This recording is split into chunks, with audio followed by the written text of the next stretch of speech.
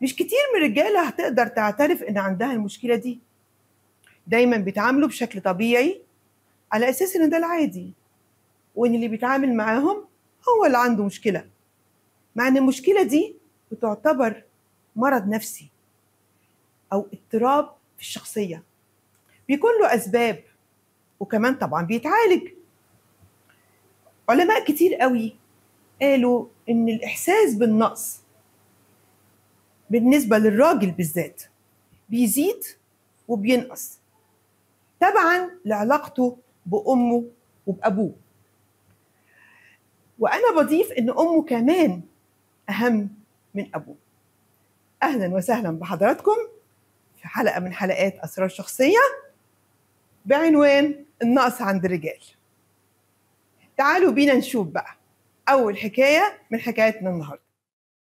أنا عندي مشكلة إن جوزي بيعاني من عقدة النقص، ودايما يطلع العقد دي عليا أنا. دايما مش راضي بعيشتنا وحاسس إن إحنا قليلين، والمشكلة إن هو مش حاسس إن عنده أصلا مشاكل نفسية. دايما باصص على النعم اللي عند غيره، إنما اللي ربنا بيديهولنا لا، هو مش شايفه خالص، ومش واثق في نفسه. دايما متردد ومتوتر، وعند اتخاذ أي قرار ما بيعرفش ياخد القرار بسرعة. ولما انا باخد الدور دوت واخد القرار، يبدأ المشاكل النفسية اللي عنده دي من النقص تطلع عليا، ويحس ان انا باخد دوره وباخد مكانه دوت، بيوصل له انه بقل منه، وتبدأ تحصل مشاكل كتيرة جدا جدا بينا، ويحسسني ان انا ارتكبت جريمة، مع اني انا مش بقصد اعمل ده خالص. وبيقول لي انت عايزة تبقي راجل البيت، وانا استحملت كتير جدا عشان البيت والولاد، بس بصراحة الموضوع زاد عن حده، وانا مش عارفة اتعامل معاه ازاي. أنا بس عايزة تفرقي بين حاجتين، ما بين إن هو عنده عقدة نقص وإنه مش راضي عن عيشته. اللي مش راضي عن عيشته هو اللي دايما بيبص للعيشة اللي عايشها ناس تانيين، أو شايف إن حاله مش عاجبه. لكن اللي عنده عقدة نقص اللي بيحاول يفرض السيطرة بدون مكان ليها، بيحاول يزعق لما يكون مش محتاج يزعق، يتعامل مع الناس بتعالي وهو مش محتاج يعمل ده.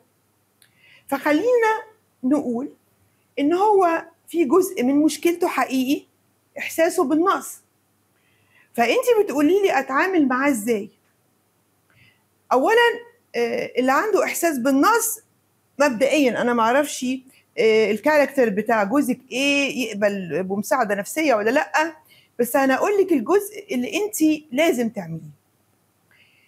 أهم حاجة إنه يحس إنك شايفاه أحسن واحد في الدنيا، لأن مهما الراجل بقى حاسس إنه له قيمة، لما بتكون في عينين مراته بتبقى قيمة أكبر. خلي قدام ولاده دايما له احترامه.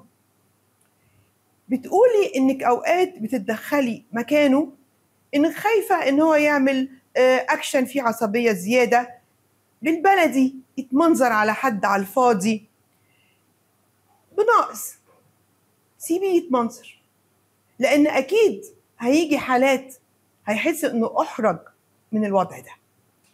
واضح إن جوزك إنسان كويس، فما تقوليليش لا منه ولا كفاية شره، لأن هو مش جوزك مش عبارة بس عن زوج ممكن يحس بنقص في حاجة أو يتكلم بطريقة مش عاجباكي.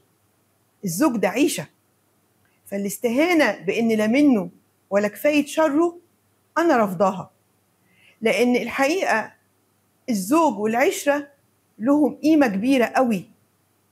هل معقول ما بتعرفيش تتكلمي معاه؟ ما أعتقدش. هل معقول ما شفتيش ساعات حلوة معاه؟ ما أعتقدش. وأعتقد كمان إن الساعات اللي جاية هتبقى أحلى كتير. هو ليه عنده نقص؟ وارد قوي إنه هو صغير كان يتقال له وده إحنا بنعمله مع أولادنا وده غلط، أنت ليه ما طلعتش الأول؟ هو اللي طلع الأول ده عنده إيد ولا رجل زيادة؟ ناقصك إيه عشان ما تطلعش الأول؟ على فكرة هو ما طلعش الأول مش علشان ناقصه حاجة، هو علشان ما ينفعش العالم كله يطلع الأول. مفيش حاجة اسمها إحنا كلنا الأوائل وعيالنا يبقوا كلهم من الأوائل. يكفي إنه يكون مش فاشل. لكن إحنا بنصر دايما نصل للكمال. بيلعب رياضة، شايف زميلك بيلعب أحسن منك إزاي، شايف أنت عامل إزاي، يحس بالنقص. وزنك زايد، بقى بالذمة ده منظر، أي واحدة تبص عليك وأنت كده. كل الكلام ده لما بنقوله لولادنا، وبالذات طبعا أكيد البنات برضه، بس مع الراجل اللي لازم نطلعه راجل. وراجل دي يعني واثق من نفسه. الست بتتكسف، المفروض الراجل لأ، وده ملوش دعوة بالحياء أو بالخجل عموما.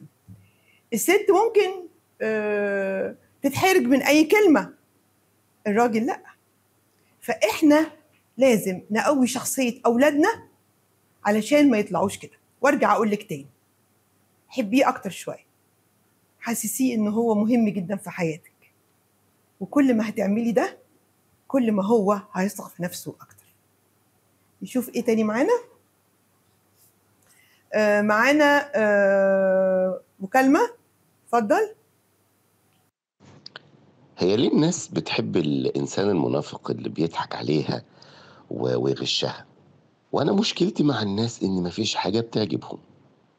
يعني أنا مثلا أنا كويس في بيتي، بس مراتي مش مقدرة كده.